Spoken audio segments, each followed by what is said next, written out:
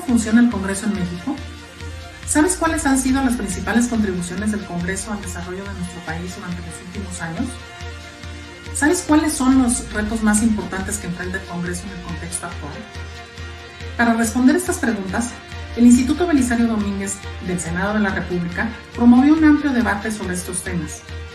Como resultado, acaba de publicar el libro Transición y Cambio en el Congreso Mexicano. El libro surgió de la necesidad de apoyar el proceso de transición y cambio que ha vivido nuestro país a partir de 2018, especialmente el trabajo parlamentario.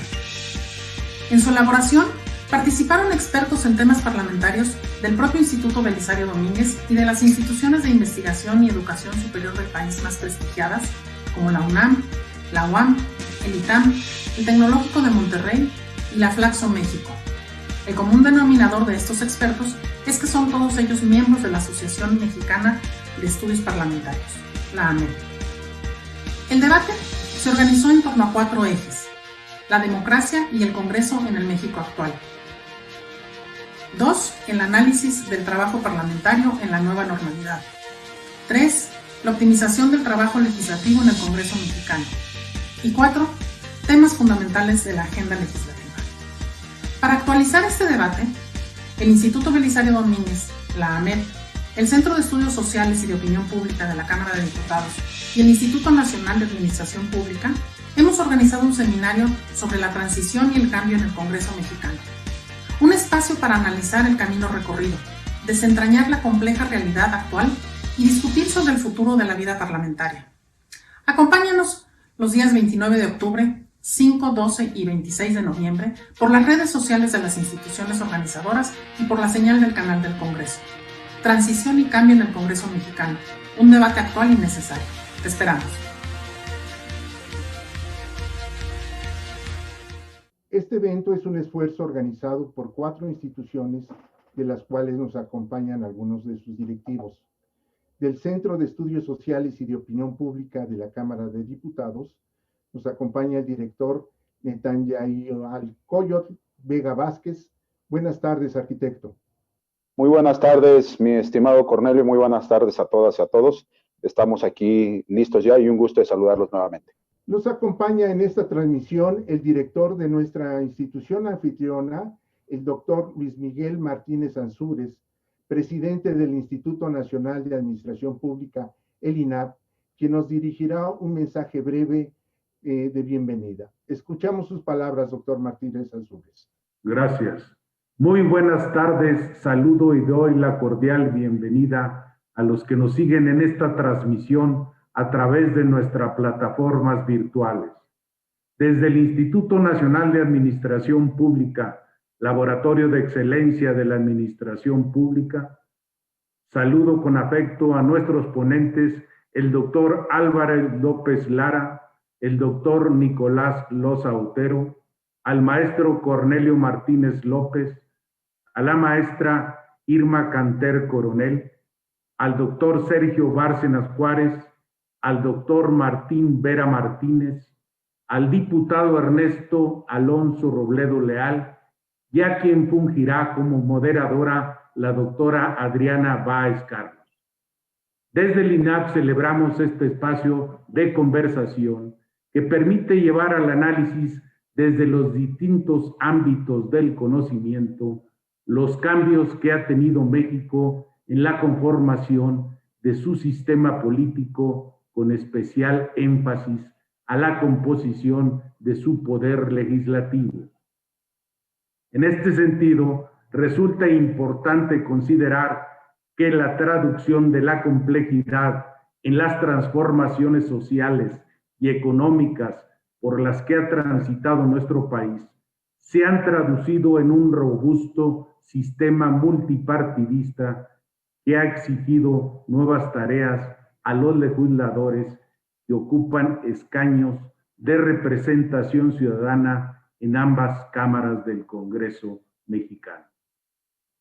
Lo anterior aunado a la complejidad del acontecer nacional y la constante evolución en el comportamiento del contexto internacional, ha logrado ser una fuerte influencia para consolidar el sistema de competencia partidista que impera en la actualidad.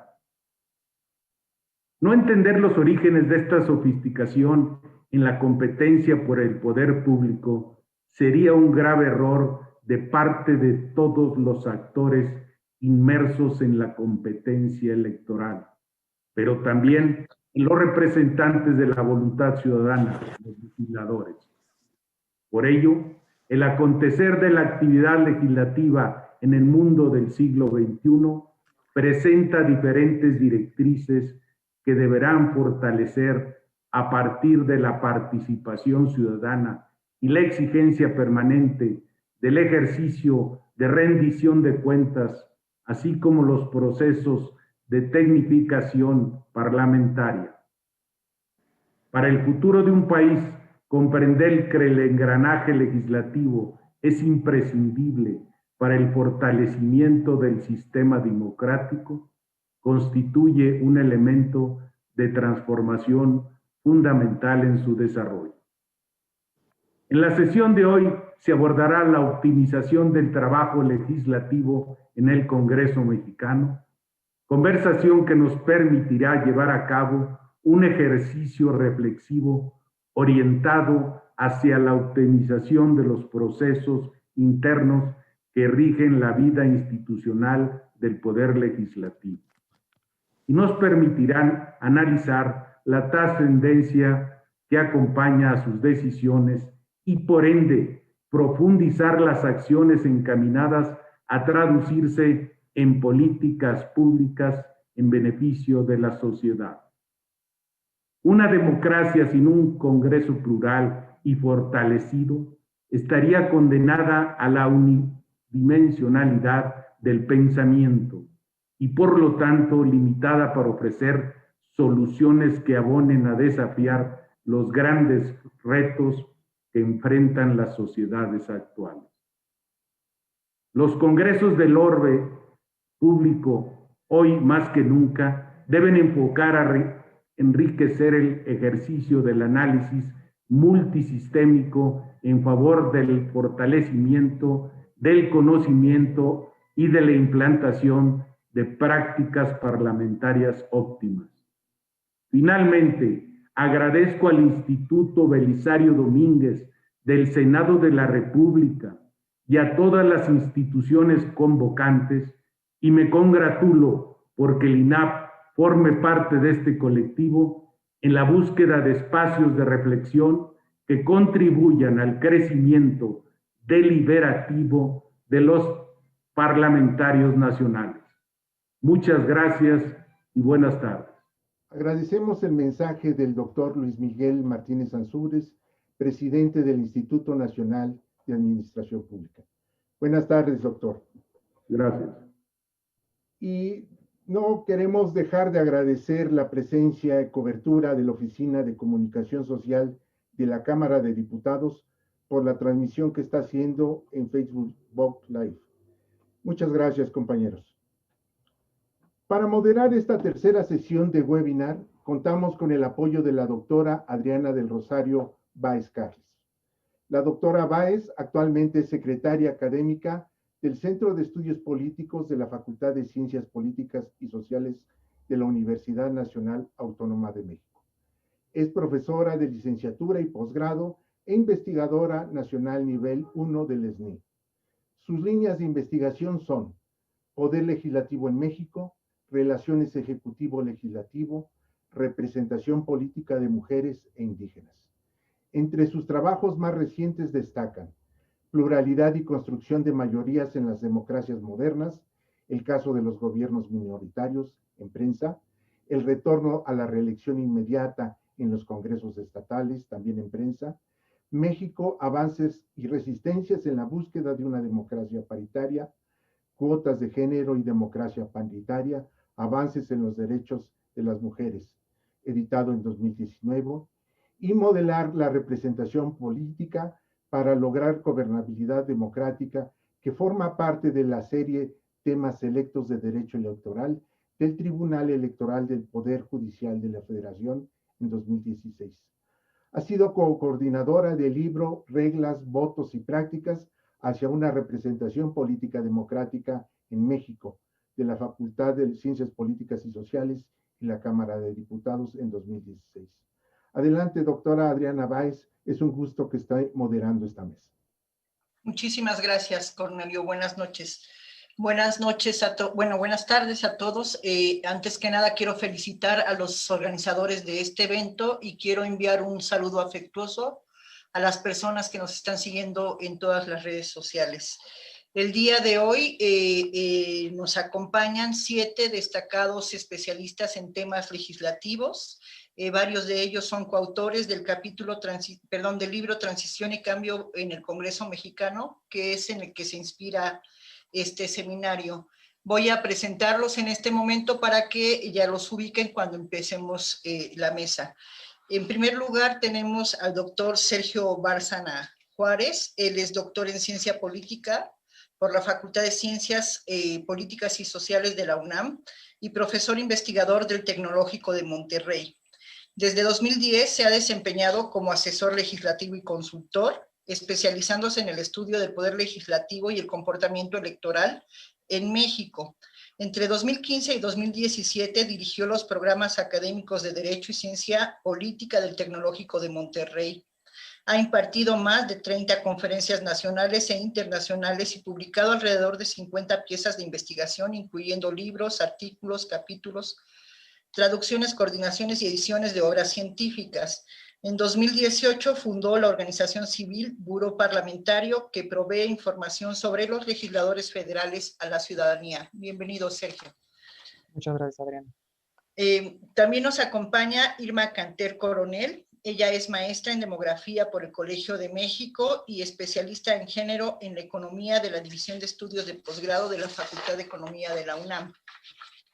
Se ha desempeñado como evaluadora analista en comités interinstitucionales para la evaluación de la educación superior en México y ha fungido como subdirectora de políticas sociales en el gobierno de la Ciudad de México.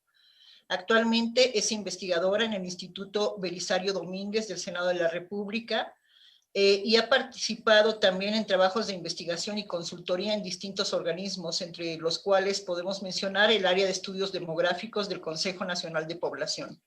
Buenas tardes, Irma. Tenemos también con nosotros al doctor Álvaro López Lara. Él es doctor en Ciencias Antropológicas por la Universidad Autónoma Metropolitana y profesor investigador titular de tiempo completo en el Departamento de Relaciones Sociales de la UAM Xochimilco. Es miembro del Sistema Nacional de Investigadores Nivel 2 y profesor invitado en el Diplomado de Planeación y Operación Legislativa del ITAM. Ha sido conferencista en la Academia Legislativa Fronteriza, un programa de formación binacional de legisladores locales en México y los Estados Unidos, impulsado por The Council of State Governments, y sus líneas de investigación se enfocan en el estudio de las instituciones políticas y los sistemas electorales, las relaciones intergubernamentales y el estudio comparativo de las legislaturas subnacionales. Álvaro, buenas noches, bienvenido. Muchas gracias. Tenemos también con nosotros al doctor Nicolás Loza Otero. Nicolás Loza es doctor en Ciencias Sociales con especialidad en Sociología por el Colegio de México, profesor e investigador de la Facultad Latinoamericana de Ciencias Sociales, sede México, en donde además coordina la maestría en Gobierno y Asuntos Públicos y es miembro del SNI. Autor del libro Legitimidad en Disputa, Cedillo Fox Calderón, que se publicó en 2007, y coordinador, editor o autor de capítulos en otros 6 volúmenes, entre los cuales el más reciente es La Integridad Electoral México en Perspectiva Global, que publicó Flaxo en 2019. Su trabajo de investigación ha sido publicado en revistas especializadas como Estudios Sociológicos, Perfiles Latinoamericanos, la Revista Mexicana de Derecho Electoral, Polis e Iztapalapa, entre otras. Su más reciente artículo se titula De selección en elección, el proceso de selección de consejeros y la integridad de las elecciones subnacionales en México 2015-2018. Desde 2011, Nicolás presenta un comentario semanal los días martes alrededor de las 8 de la mañana en el noticiario matutino Antena Radio del IMER. Buenas noches, Nicolás, bienvenido. Muchas gracias, Adriana. Buenas tardes para todos y todas. Bueno, perdón, tardes, disculpen, yo ya estoy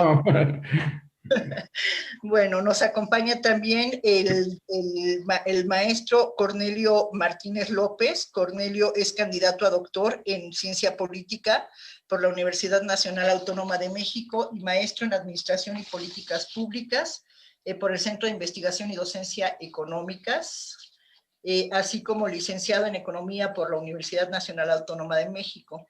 Cornelio tiene experiencia como investigador en el Centro de Estudios Sociales y de Opinión Pública de la Cámara de Diputados, como asesor en la Coordinación de Administración y Servicios de la Policía Federal Preventiva y como asesor del secretario de Seguridad Pública. También ha sido jefe de Servicios de Evaluación y Desarrollo de proyectos del Instituto de Seguridad y Servicios Sociales de los Trabajadores del Estado, asesor en la unidad de discursos del presidente de la República y cuenta con experiencia en investigación y capacitación en temas sociales en el Instituto Nacional de Desarrollo Social, el Instituto Nacional Indigenista y el Instituto Nacional de Solidaridad. Ha coordinado junto con la doctora Rosa María Mirón Lince y Pedro Cepeda, además del libro que hoy publicamos, el libro La nueva actividad legislativa en el Senado de la República hacia un Parlamento abierto, que se publicó en el 2017. Cornelio, muchas gracias por invitarnos y bienvenido a esta mesa. Buenas tardes, doctora. Muchas gracias. Gracias. Además, en esta mesa nos acompaña el diputado Alfonso Robledo Leal. Él es diputado por mayoría relativa del Distrito 11 de Nuevo León, actualmente integrante de las comisiones de Economía Social y Fomento del Cooperativismo, Educación e Infraestructura. Tiene un doctorado en Ciencias Sociales, una maestría en Administración Pública y una licenciatura en Relaciones Internacionales. Alfonso es miembro activo del PAN desde 1996, donde se ha desempeñado como consejero nacional y estatal de su partido en Nuevo León, y ha sido presidente del comité directivo local del mismo instituto político. En las legislaturas 62, 70 y 72 de Nuevo León fue diputado local. Asimismo, ocupó el cargo de director general del Centro de Estudios Sociales y de Opinión Pública en la Cámara de Diputados.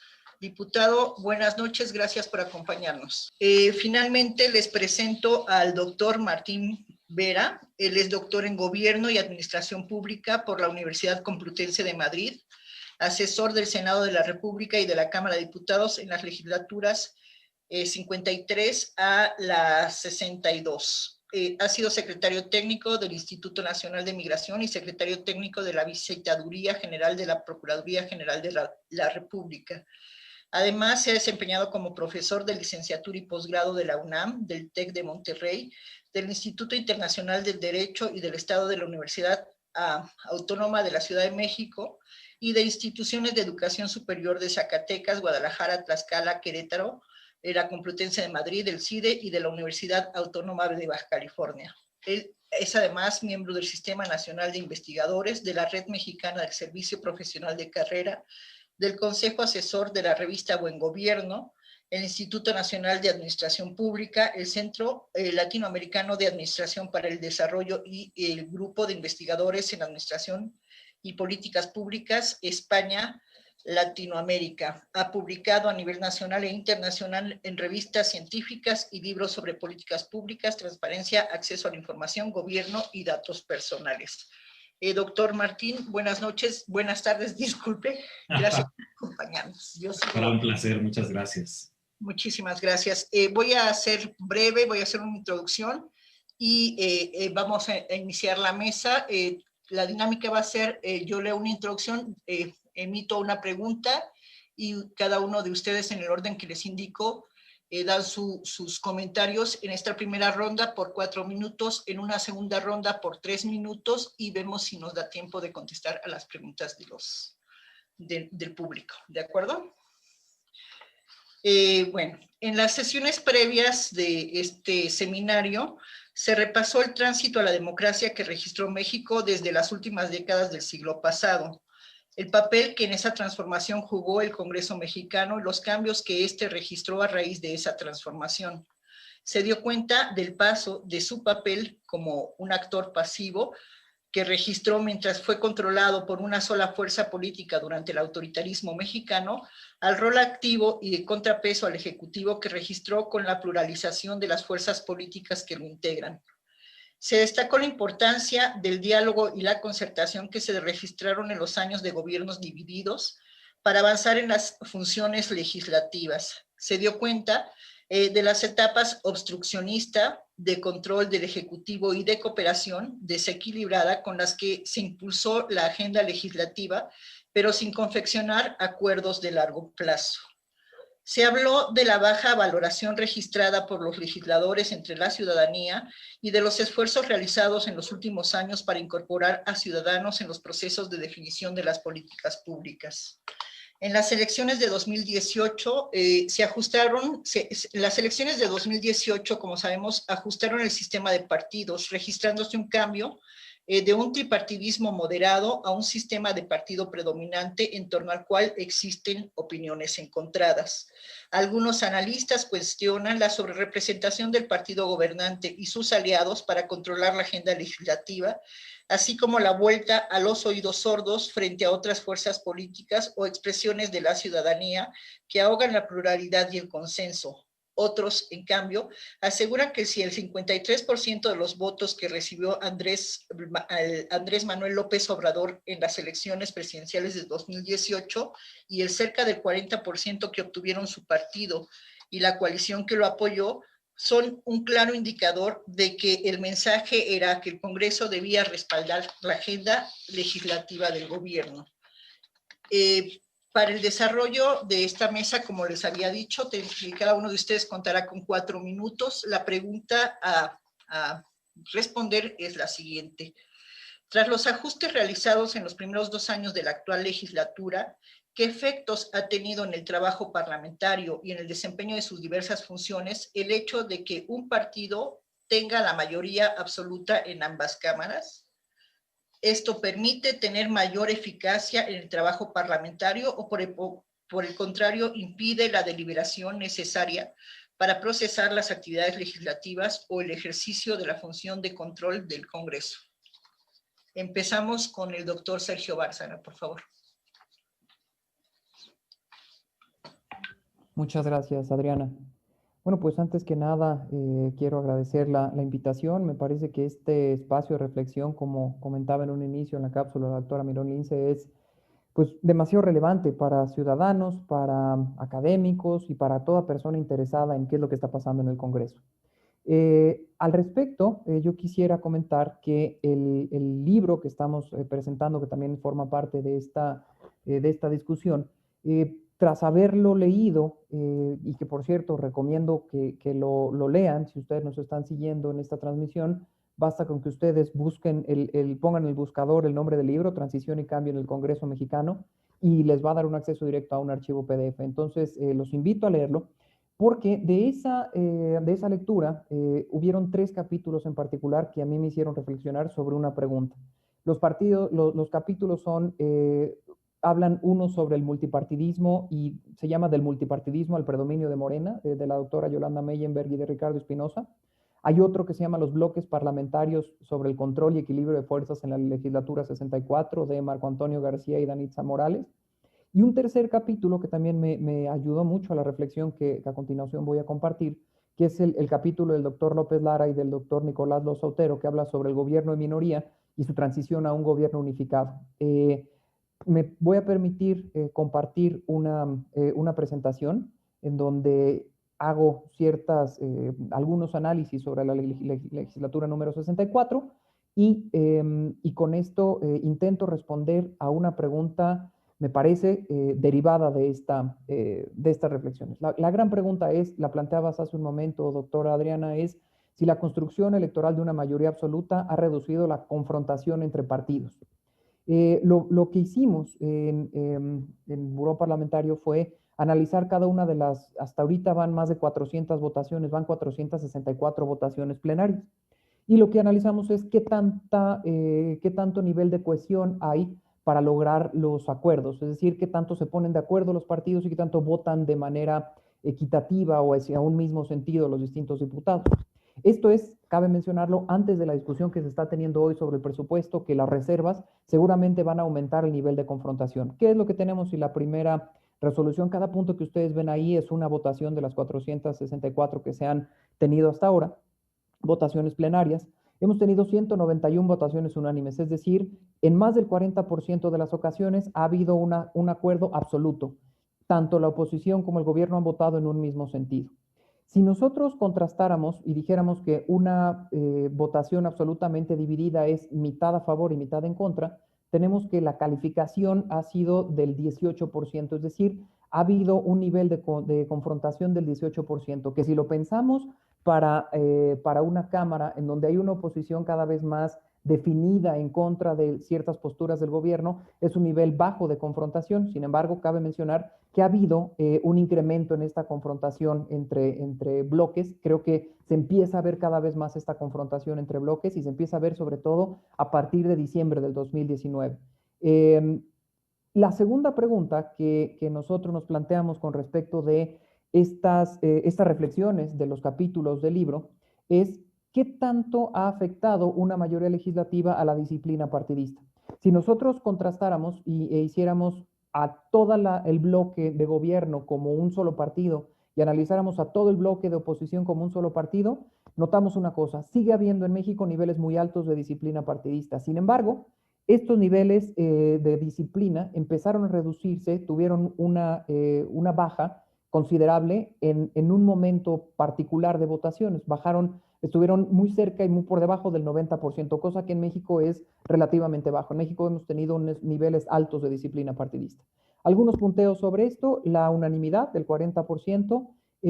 Número dos, que empieza a notarse cada vez más la confrontación, que al principio no era tan notoria entre los dos bloques, opositor y del gobierno. La otra cosa que observamos es que los mayores niveles de disciplina entre las bancadas gobierno y oposición se dio entre febrero y marzo de 2020, cuando se discutieron temas suaves que tenían que ver con igualdad de género, transparencia, en los que todos iban a estar de acuerdo. Pero además notamos que hubieron asuntos que claramente dividieron a las dos coaliciones, tanto la del gobierno como la de oposición, si se pudiera decir. Los asuntos que más división generaron en el gobierno fueron tres: el acuerdo para construir la mesa directiva en el tercer año, que fue una votación reciente; el acuerdo para hacer una sección instructora, declarar al Congreso en sección instructora para declarar la procedencia en contra del diputado Cipriano Charrés; y en tercer lugar, el dictamen de la Comisión de Hacienda sobre la modificación a las leyes del ISR, el IVA y el impuesto especial de productos, el IEPS. Y a la oposición, los temas que más la dividieron, es decir, en donde hubo menos cohesión de la oposición en contra del gobierno, fueron nuevamente la discusión para la ley de ingresos en 2020, el dictamen de la Comisión de Hacienda, este es el que se repite en términos fiscales, y el tercero fue una controversia constitucional relativa al manual de remuneraciones del INE para el ejercicio 2020. En conclusión, lo que podemos decir es que se ha producido tanto o más de lo que se producía antes en términos de presentación de iniciativas. Los diputados han presentado más iniciativas en esta legislatura que en la anterior. Y fíjate que en la anterior hubo una amplia producción de iniciativas. Sin embargo, cuando nosotros, comparé las 64 legislaturas hasta noviembre con las 63 legislaturas hasta noviembre, para que no hubiera esa discrepancia. Sin embargo, aquí hay algo que se nota. El gobierno mayoritario no ha reducido los incentivos de los diputados para producir iniciativas. Creo que ya tengo poquito tiempo, ya concluyo con esto. Segundo, la cantidad de dictámenes, esa sí ha bajado, ha sido menor en el porcentaje de dictámenes. En el mismo periodo de la legislatura anterior, se habían aprobado el 3.7% de las iniciativas, ahora se han aprobado solamente el 1.8% de las iniciativas. Sin embargo, hay que hacer otra aclaración: las iniciativas que se han aprobado han sido de mayor nivel de relevancia. Entonces, tienes por un lado que se produce más, tienes por otro lado que se dictamina menos, pero tienes por otro que se dictaminan cosas más importantes. Gracias, Sergio. Damos paso a la doctora Irma Canter, por favor. Bueno, antes que nada quiero dar las gracias por la invitación y por compartir este espacio con todas y todos. Yo voy a centrar mi intervención fundamentalmente en lo que ha sido la agenda de género. Y en este sentido me gustaría comenzar señalando que una de las características inéditas de la actual legislatura es precisamente su conformación paritaria, tanto en el Senado como en Cámara de Diputados. Y esto ha sido un hecho histórico en México.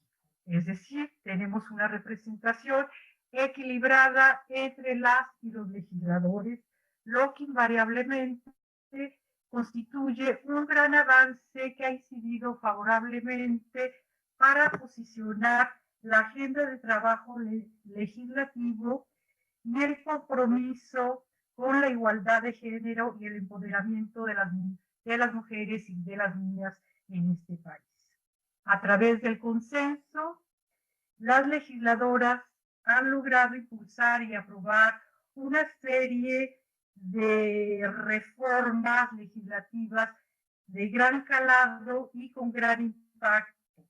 Estas reformas no se habían conseguido en las legislaturas pasadas. Una de estas reformas es la reforma constitucional en materia de paridad de género aplicable a los tres poderes y a los tres niveles de gobierno, así como a organismos autónomos. Es importante señalar que para armonizar toda la legislación secundaria en materia de paridad se deberán modificar alrededor de 94 ordenamientos a nivel federal. Otro de los grandes avances ha sido la ratificación del convenio 189 de la Organización Internacional del Trabajo, donde el Estado mexicano se compromete a proteger legalmente los derechos de las y los trabajadores domésticos en México, donde en su mayoría, bueno, pues están conformados por mujeres, generalmente mujeres pobres, indígenas y de zonas rurales del país que han migrado a las áreas urbanas.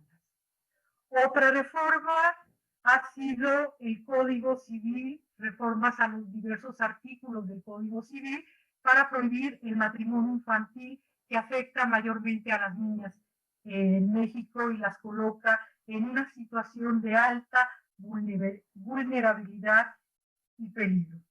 Para finalizar, me gustaría señalar brevemente que la Cámara de Diputados, legisladoras de distintos grupos parlamentarios, han conformado el Grupo Plural de Igualdad Sustantiva con el propósito de avanzar en una agenda legislativa estratégica y de consenso. Con ello han logrado superar diferencias ideológicas y partidarias y unir esfuerzos a favor de avances de los derechos humanos de las mujeres y de las niñas en nuestro país. Entre los pendientes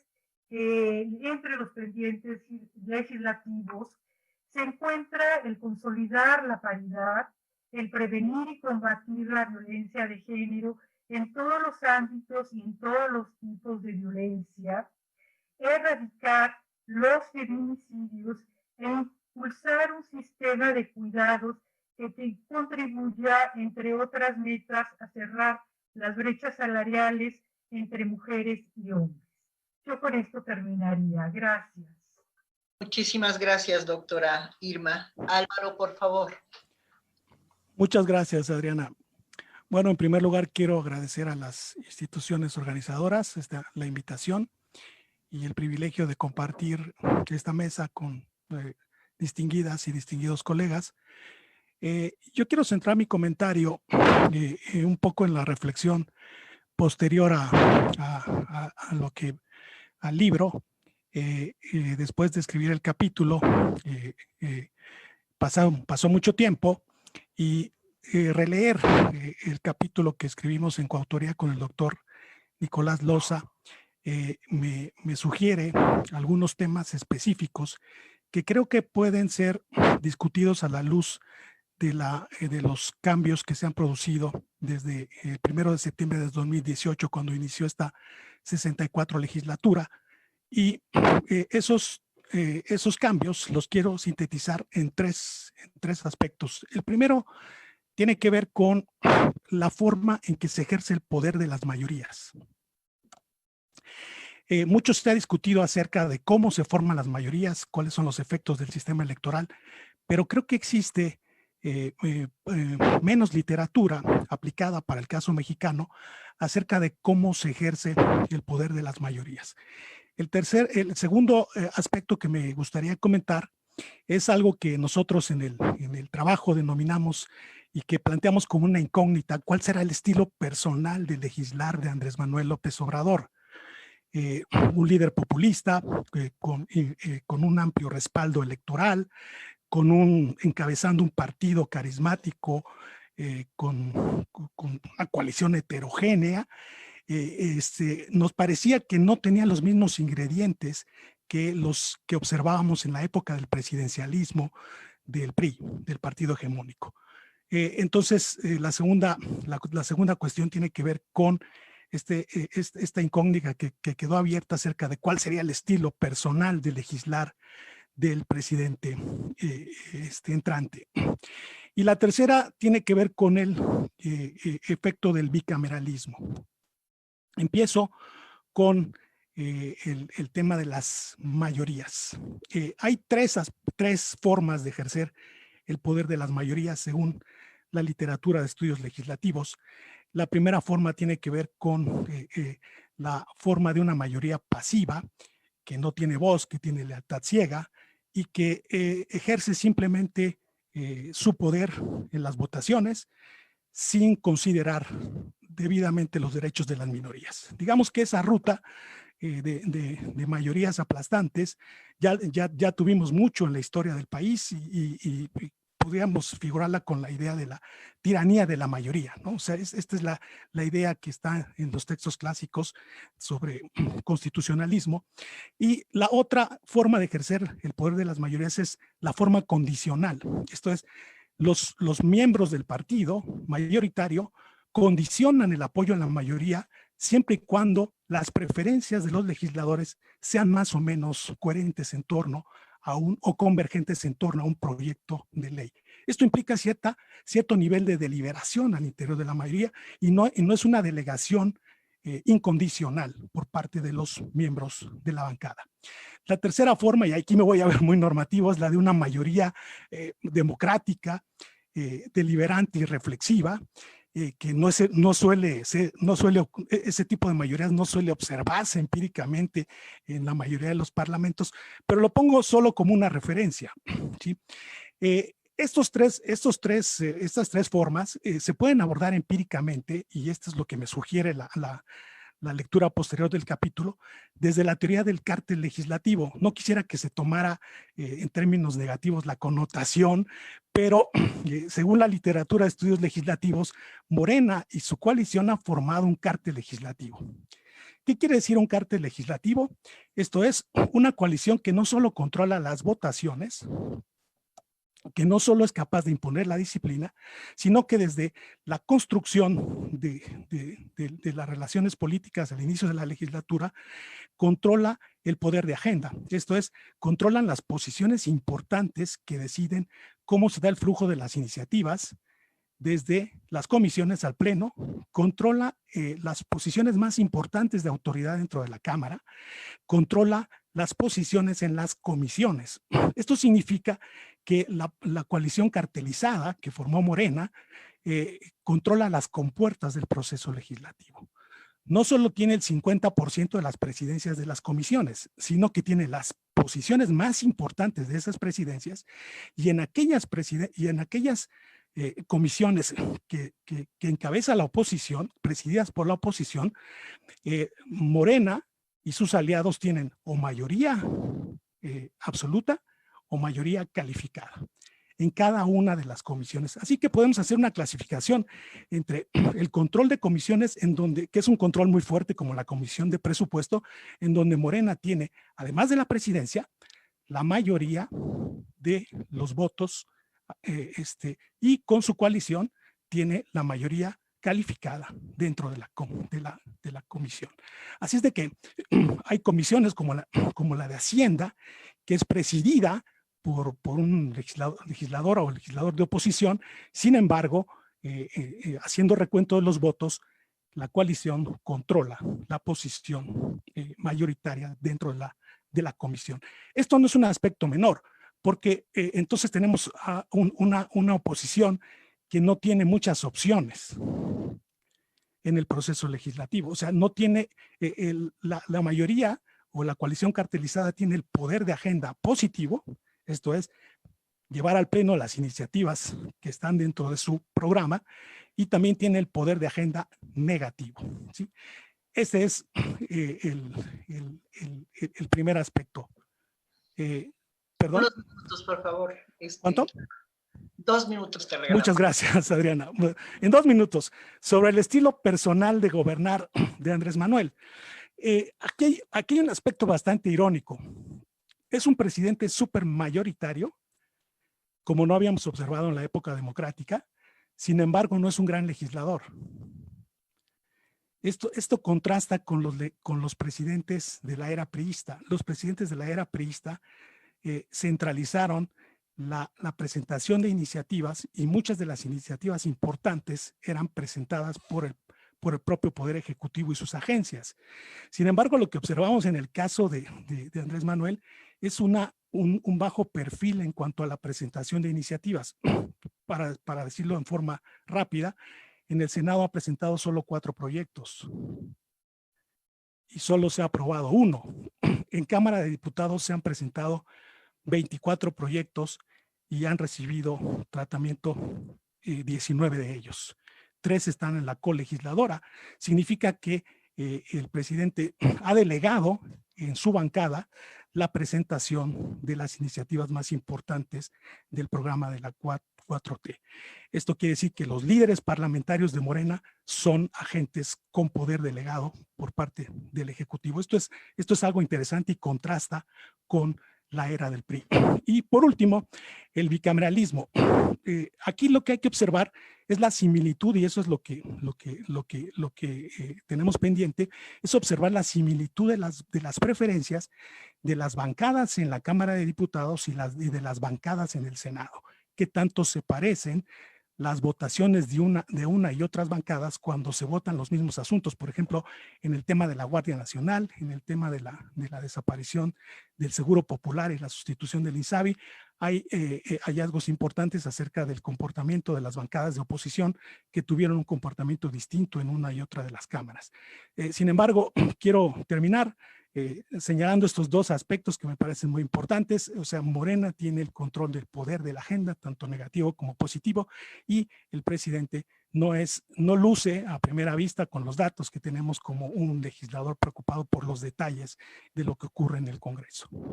Excelente. Muchísimas gracias, Álvaro. Nicolás, adelante, por favor. Gracias. Muy buenas tardes otra vez a todas y a todos los que nos están escuchando, a mis colegas de esta mesa, y quiero, bueno, además de darle un especial agradecimiento a Cornelio por la organización de esta sesión, a Adriana por la moderación, como siempre, también en este caso, no creo que esté de más al propio Álvaro, con el que siempre trabajo muy bien y muchas veces él es muy generoso al invitarme. Quiero aquí plantear que, bueno, nosotros empezamos este artículo sobre el que se hace la presentación en este libro con encuestas, antes de la elección del 18. Y lo quiero decir ahora que las encuestas siguen padeciendo la mala prensa, y realmente nuestra primera prospección del tipo de victoria que iba a tener Morena hace 2 años fue bastante precisa. El tiempo se alargó, como suele suceder con estas obras colectivas, y tuvimos tiempo de hacer correcciones posteriores, mejoras, en fin. Pero desde antes de la elección, lo que nosotros estábamos previendo con la información disponible a través de encuesta era precisamente que era muy probable que terminara el largo ciclo de gobiernos divididos que nuestro país había vivido, y que volviéramos a una situación en que el partido del presidente iba a tener mayoría en ambas cámaras.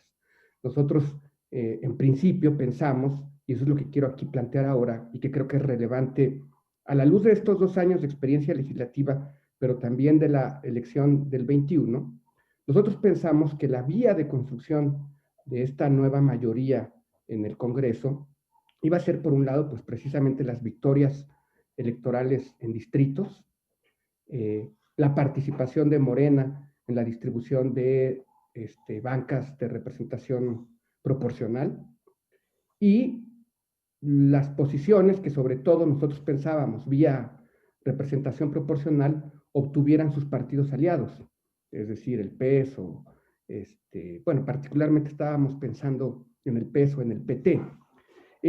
Sin embargo, me parece que no fuimos lo suficientemente visionarios para apuntar una posibilidad que ya había ocurrido en el sistema de representación mexicano y que era el precedente, el de los diputados que se conocieron como diputados sandías, que eran diputados del Partido Verde o postulados por el Partido Verde, por eso es como se ve la sandía, pero pues cuando uno abre la sandía es roja y eran priistas.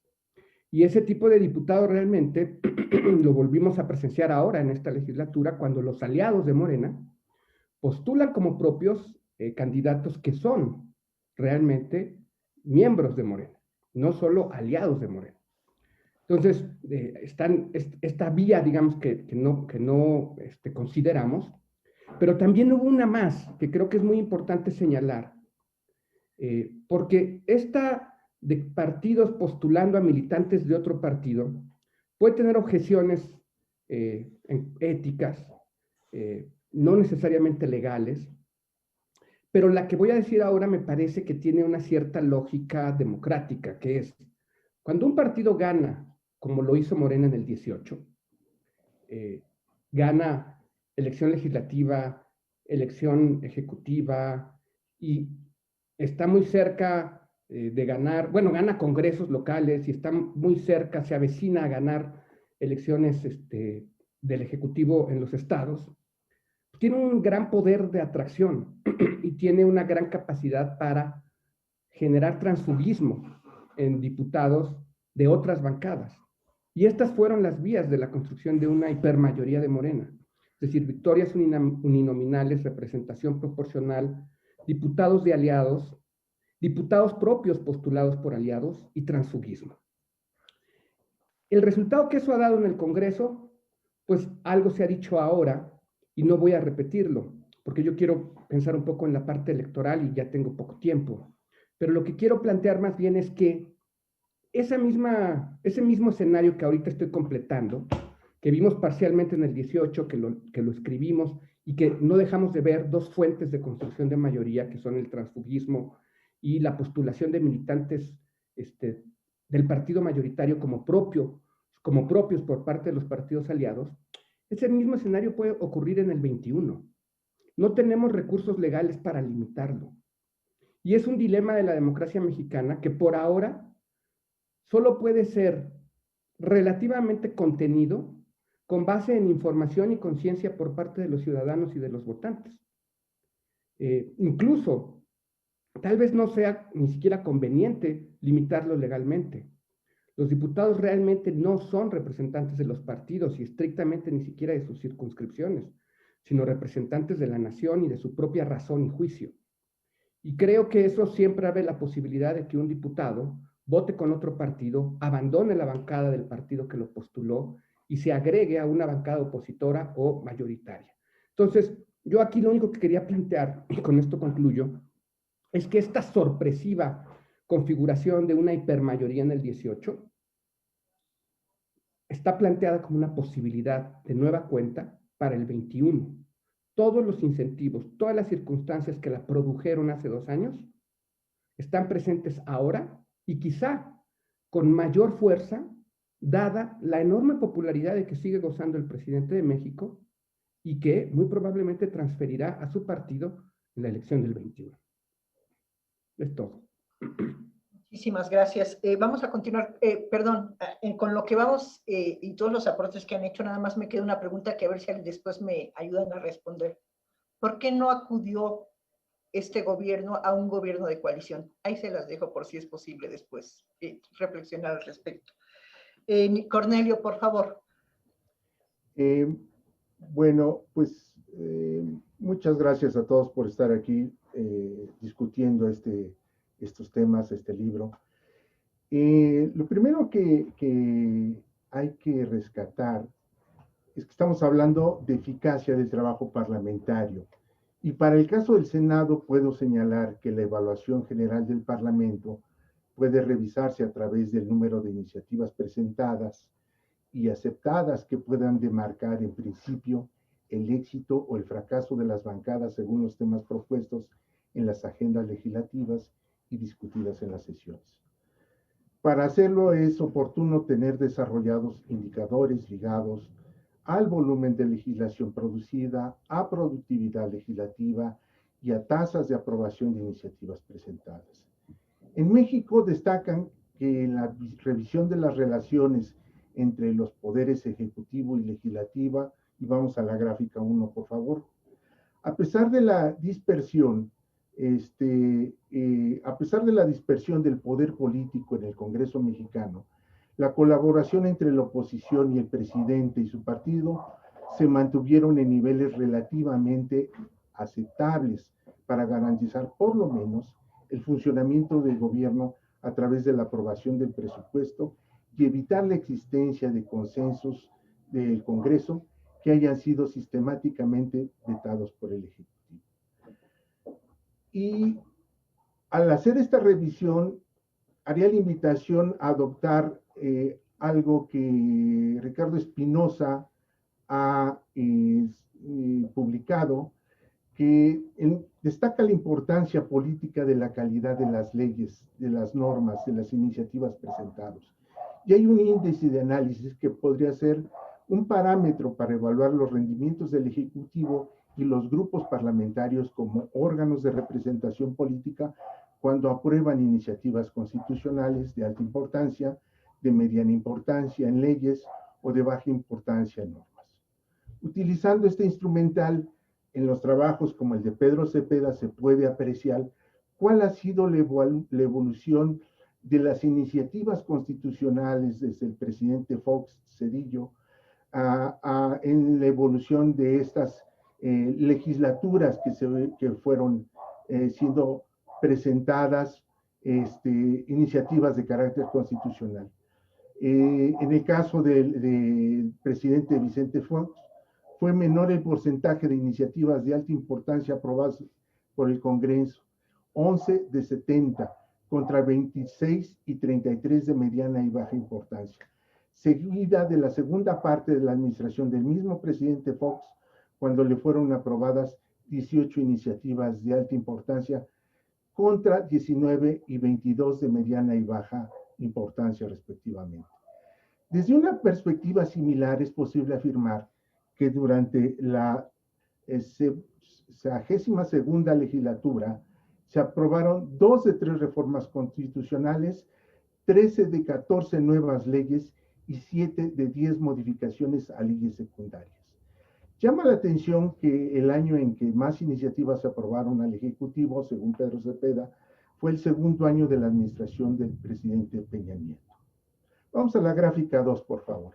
Y aquí hay una similitud con lo que está ocurriendo, nos acaba de platicar Sergio Bárcenas.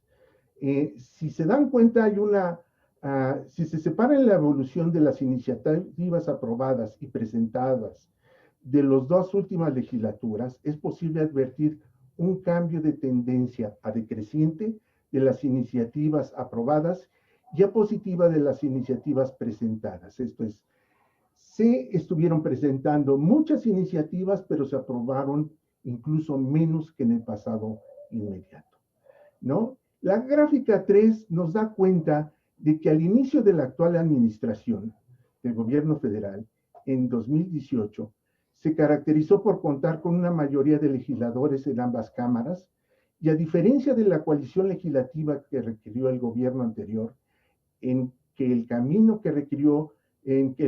elegido fue construir el Pacto por México, el Ejecutivo Federal presentó iniciativas en diferentes 12 temas, ¿no? Entonces, ¿qué nos arroja este recorrido, primero de amplio espectro, respecto a las tendencias de los últimos periodos ordinarios en esta legislatura?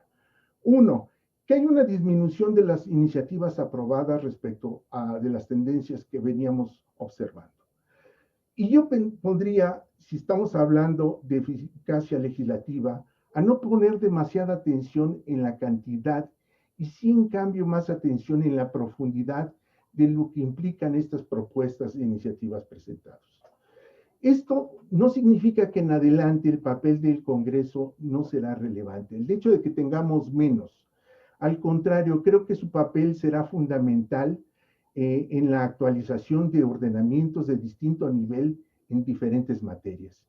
Y ellos van de la reforma del Poder Judicial, que está pendiente, hasta las normas secundarias en temas como seguridad pública y salud, cuyos resultados de éxito o fracaso serán el reflejo de los esfuerzos de coordinación e implementación de los ejecutivos federal y locales. Muchísimas gracias, Cornelio. Gracias. Pues, diputado Alfonso Robledo, si nos quiere dar su comentario, por favor. Hola, muchas gracias. Claro que sí, muchas gracias. Un saludo a todas y a todos que nos están viendo y gracias por la invitación. Bien, yo estuve presente en la legislatura número 62 y ahora también en la 64. Entonces pude ver el cambio del PAN al PRI, del PAN al PRI y ahora del PRI a Morena. Y estuve presente en la legislatura de las grandes reformas estructurales y estuve formando parte de la reforma educativa y hoy nuevamente estoy formando parte de la Comisión de Educación y estuve en la nueva reforma educativa. Si ustedes aprecian el encabezado reforma educativa, pues pareciera ser una reforma de gran calado que se aprobó en esta legislatura, que no se aprobó en la anterior, en la 63. Pero si vemos qué cambios se dieron de la reforma educativa de la 62 a la 64, pudiéramos ver que la calidad con que se legisla es bastante menor y es a juicio del capricho de un gobierno presidencial pues absolutista en términos de cómo controla la mayoría, una mayoría de más de 260 diputados junto con los de Morena y los demás aliados, y que puede finalmente modificar, aceptar o no las demás propuestas de los demás partidos políticos. En aquella ocasión, en la 62, hubo un gran acuerdo entre los partidos políticos para que las reformas estructurales tuvieran la participación de todos los partidos políticos en ese momento. Siendo oposición, el PAN estuvo de acuerdo y pudimos apuntar algunas cosas en varias de las reformas que se dieron ahí. Hoy por hoy, en esta nueva legislatura, no hay manera de mejorar muy buena parte de lo que se ofrece como supuestas reformas de ley de gran calado o de de gran estatura. Por ejemplo, la nueva reforma educativa. Hoy pueden ver ustedes cómo se está dando la discusión en el Congreso. Quisiera que escucharan un poco las propuestas que se hacen en materia de redistribución presupuestal, propuestas que se hacen con fundamento, con la aportación de organizaciones civiles como la NUYES, por ejemplo, en materia educativa, pero que sin embargo no se escucha, no se debate siquiera. O sea, no hay manera ni siquiera de debatirlo, simplemente no se aceptan las propuestas. Cuando tenemos una mayoría que de esta manera rechaza todas las opiniones encontradas, que no van de acuerdo a la visión del líder, que en este caso no es el líder de la Cámara o el líder de la fracción mayoritaria, sino el señor presidente, pues tenemos que una manera de legislar, hemos regresado yo creo que una década o varias más al pasado en la que todo lo decidía la persona que tenía el poder ejecutivo, aunque estábamos hablando de un poder legislativo. Lo digo como doctor en ciencias sociales, no tanto como diputado. Es muy lamentable que pudiendo legislar mejor y pudiendo escuchar un poco más las voces de la oposición que se dan en sentido crítico propositivo, simplemente no se reparte ninguna concesión para que puedan haber por lo menos debate y que se haga una buena vuelta y ronda de propuestas a favor o en contra de cualquier propuesta que se esté discutiendo. Hoy por hoy simplemente se batean, no hay manera de discutir nada que no tenga que ver con lo originalmente propuesto por el presidente y es una lamentable situación. Las universidades públicas del país, que han aumentado sus servicios educativos en todos los estados, en todos los sentidos, reciben ahora menos presupuesto, están reduciéndose la aportación que el gobierno federal hace para ellas. En cambio, se dan 1,000 millones de pesos a las universidades Benito Juárez. Yo les preguntaba hace rato a los diputados a dónde preferirían inscribirse si van a estudiar una carrera universitaria, a la de la Universidad de la Ciudad de México o al UNAM, y a cuál entonces deberíamos meterle dinero. Pues finalmente no se da así.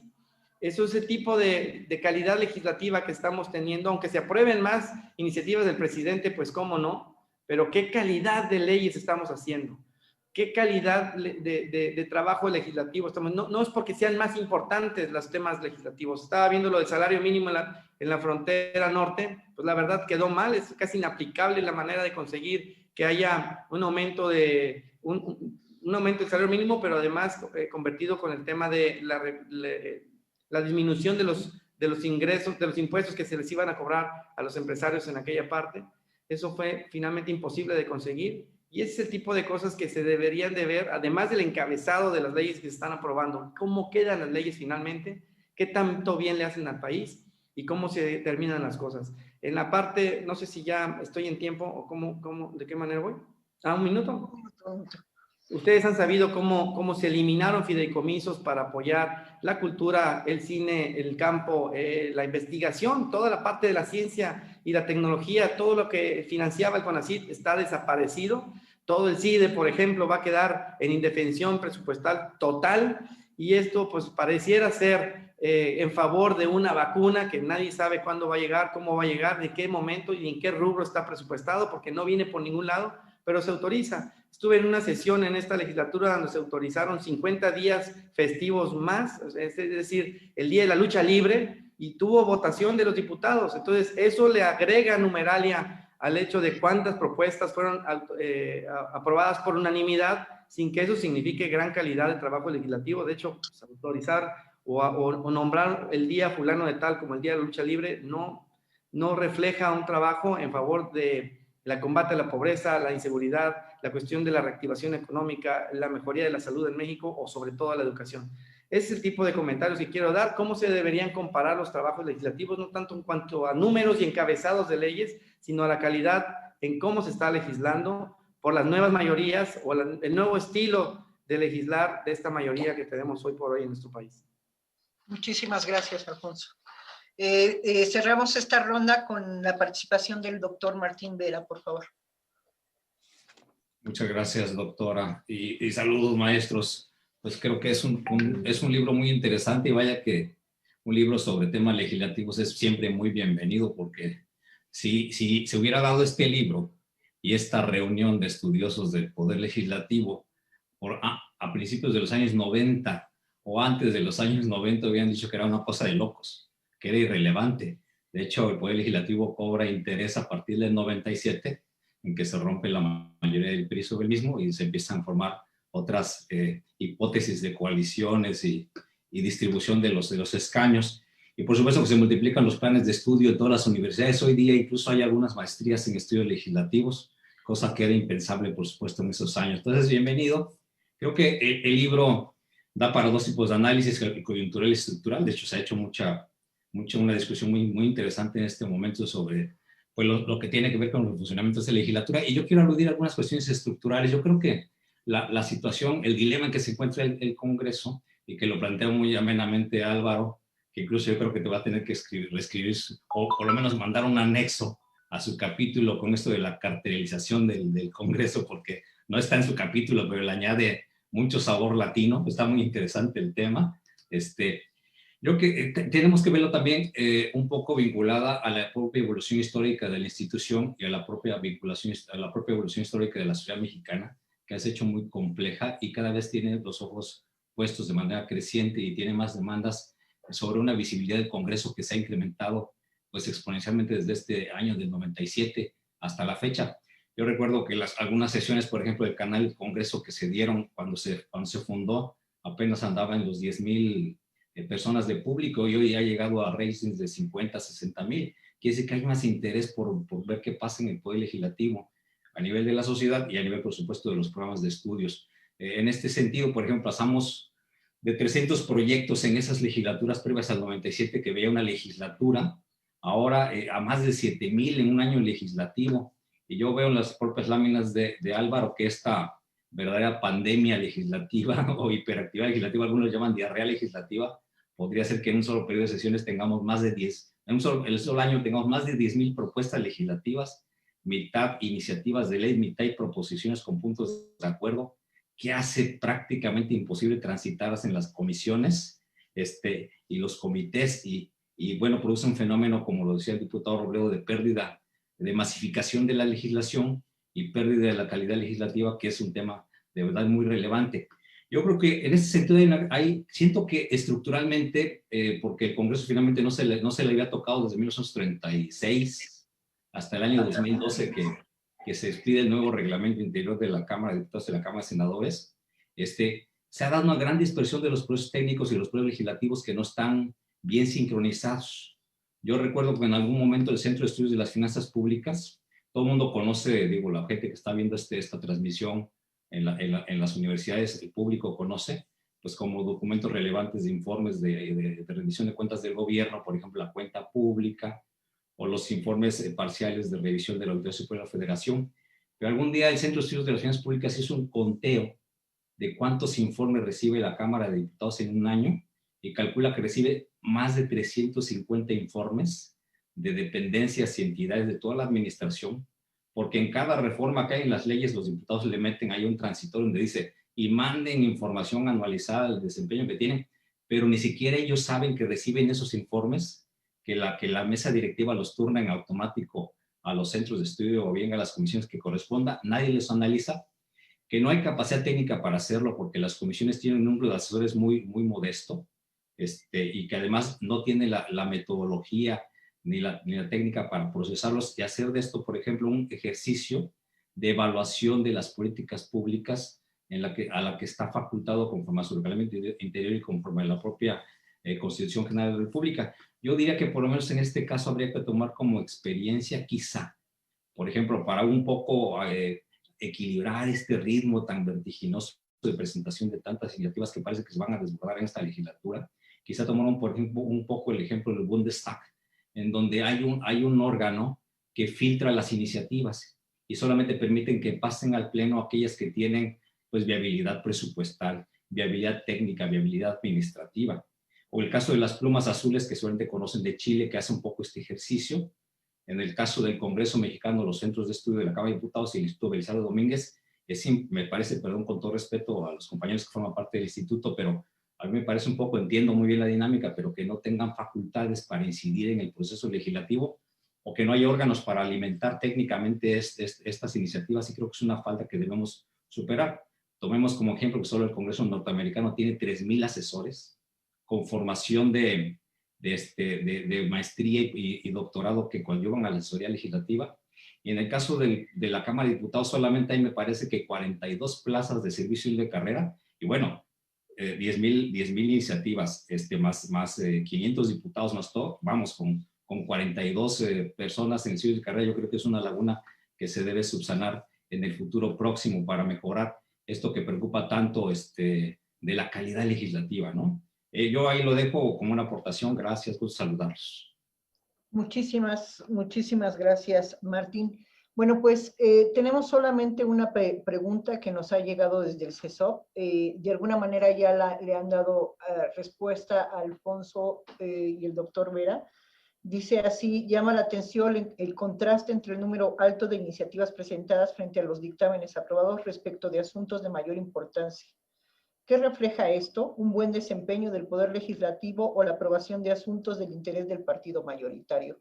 No sé si alguno más quisiera opinar o dar algún comentario respecto a este cuestionamiento antes de que pasemos a la segunda ronda de intervenciones.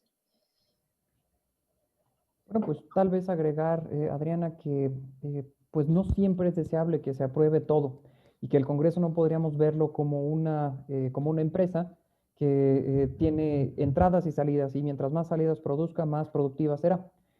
Hay también iniciativas como las que comentaba el diputado Robledo, que pues ojalá no se dictaminaran y no se destinaran recursos importantes y valiosos al dictamen de ese tipo de iniciativas. Entonces, sí, es nuevamente hacer una invitación a discriminar entre lo que se está legislando, si es interés nacional, si es interés local, interés partidista, o es incluso nada más interés por hacerse notar de un legislador en los medios, ¿no?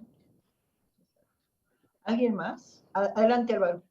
Yo no lo quiero ver como una empresa, yo lo quiero ver desde la aeronáutica. Okay. A ver. Me recuerda el artículo de Gary Cox sobre legislaturas de cielos abiertos y legislaturas más institucionalizadas, donde no cualquiera puede aterrizar. Sí, o sea, haciendo la historia de la aeronáutica, en ese artículo dice que cuando en la historia de la aviación no había regulaciones sobre cómo, en dónde y cómo aterrizar, y entonces cualquiera podía aterrizar. Es un poco lo que pasa en el Congreso. Refleja el bajo nivel de institucionalización. Que el tiempo del plenario se consuma en discutir sobre un punto de acuerdo o una ley sobre la lucha libre, una autorización sobre la lucha libre, pues refleja tanto el bajo profesionalismo de los legisladores como la posibilidad de que cualquier cosa se pueda discutir. Es decir, 5.420 a mí no me parece un signo evidentemente de un Congreso productivo, sino de un Congreso con bajo nivel de institucionalización, porque de esos 5.420 proyectos se han aprobado 430. Si vamos a la bancada mayoritaria, Morena presentó 1.787 iniciativas y podríamos decir, wow, los diputados que salieron por sorteo finalmente se transformaron en diputados eficientes al llegar al Congreso. Una transmutación mágica de la cuarta transformación, pero no es así. 1.787, pero solo se han aprobado 121. Esas 121 son las que tienen el respaldo efectivo del grupo parlamentario. Y hay que ver de cuántas personas son esas 127. Exacto, exacto. Y aparte, en la cantidad de iniciativas retiradas durante la misma legislatura. O sea, el ejercicio que han hecho las bancadas mayoritarias es presentar un flujo de iniciativas, y lo ha hecho hasta los propios coordinadores de las bancadas, y cuando ven que tiene un impacto en la opinión pública o cuando ven que no es relevante o que ya pasó al informe legislativo que van a presentar a su distrito, la retiran. Entonces, Morena solo ha retirado 609 proyectos. O sea que en el curso de la misma legislatura se presentan y se retiran, lo cual quiere decir que no va muy en serio el asunto, ¿no? Entonces, me parece que va dirigido hacia su electorado, ¿no? Muy bien. Nicolás, cerramos, por favor. Sí, quisiera hacer una pregunta muy precisa, pero que tiene que ver con este tema a Sergio Bárcena. En su presentación, él nos decía, se han presentado más iniciativas, pero se han aprobado menos, y las que se han aprobado son de más calidad. Me gustaría saber cómo midieron la calidad de esas iniciativas aprobadas. Claro. Bien, muchas gracias. Tenemos 3 indicadores que miden la calidad de una iniciativa. El primero es qué tanta coordinación requiere. Si es una iniciativa que requiere la coordinación constitucional de 2/3 partes de la Cámara, más los congresos locales, más la otra Cámara, más el Ejecutivo. Esa es una. Y dependiendo del nivel de coordinación que requiere una iniciativa, le damos un puntaje. Segundo, nosotros estimamos qué tan sustantiva es la modificación en el ámbito institucional y social. No es lo mismo una iniciativa que genera, que propone que se celebre el Día de la Lucha Libre, eso le damos un calificativo de iniciativa simbólica, a una iniciativa que proponga, que cree una nueva ley para una nueva ley del Seguro Social. Eso está transformando sustantivamente la relación entre gobernantes y gobernados o el orden institucional del propio Estado.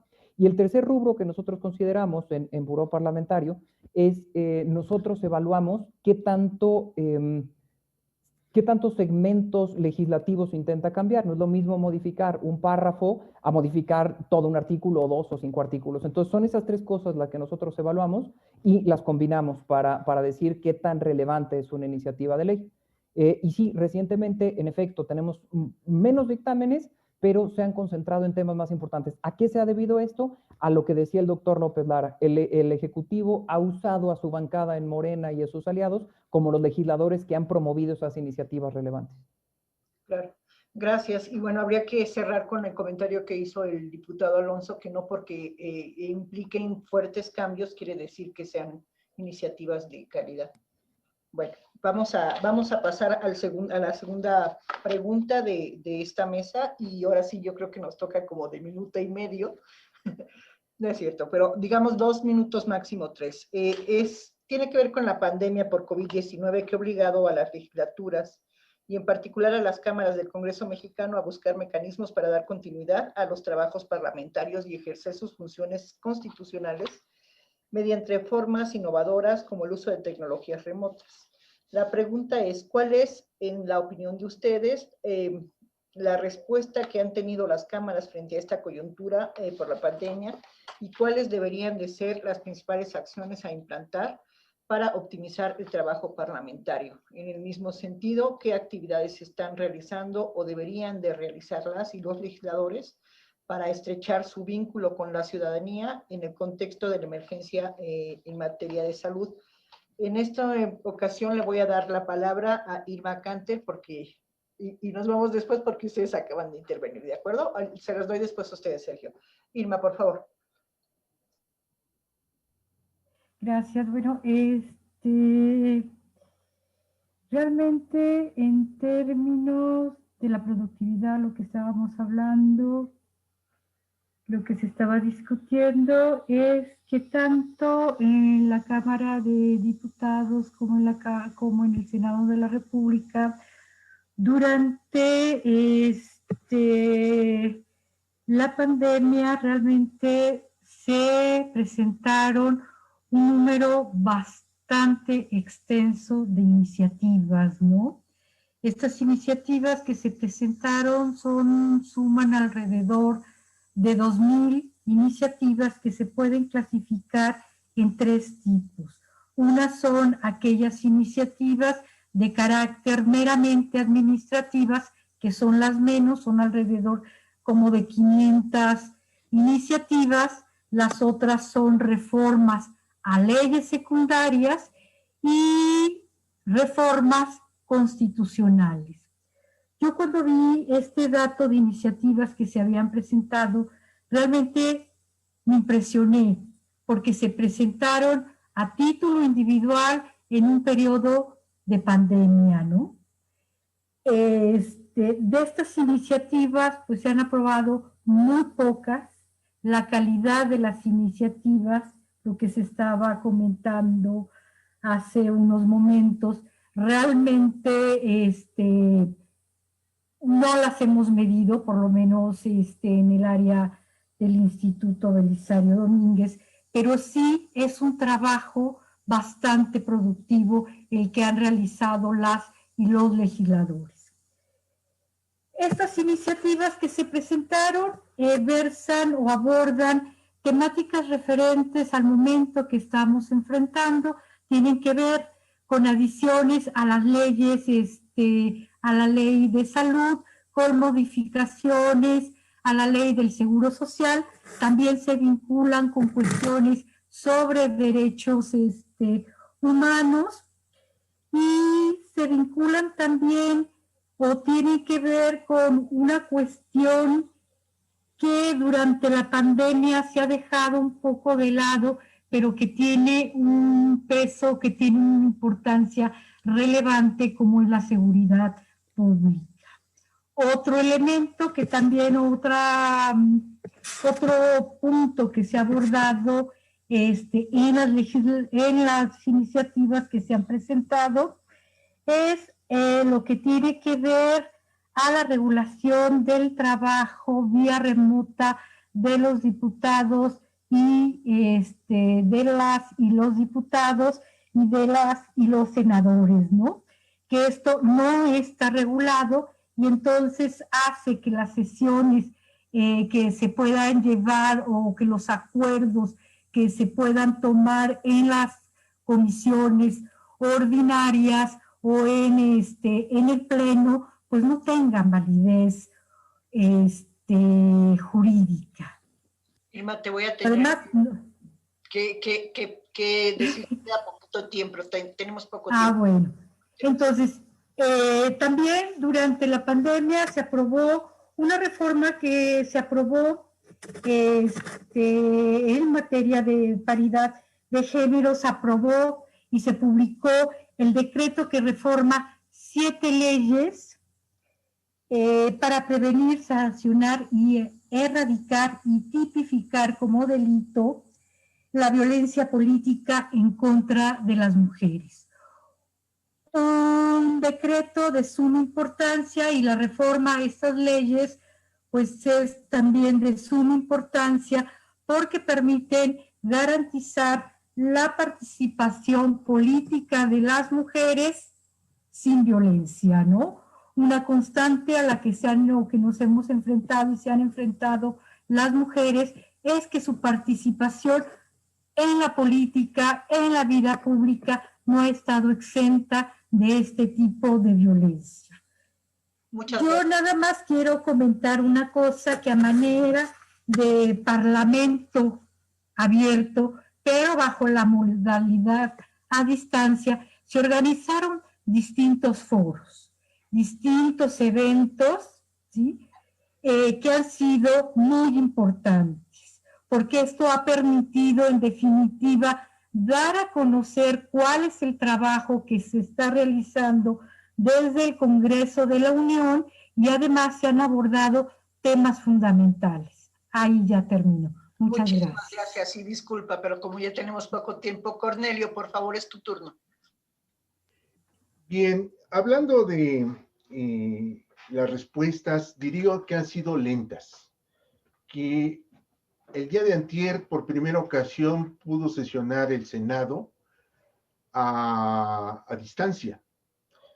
Y, por ejemplo, en el Belisario Domínguez pudimos sacar una publicación donde advertíamos cuáles estaban siendo, desde marzo, las medidas que estaban tomando diferentes congresos de Iberoamérica para garantizar que los legisladores pudieran hacer su trabajo y que pudieran reaccionar incluso en el escenario de la pandemia.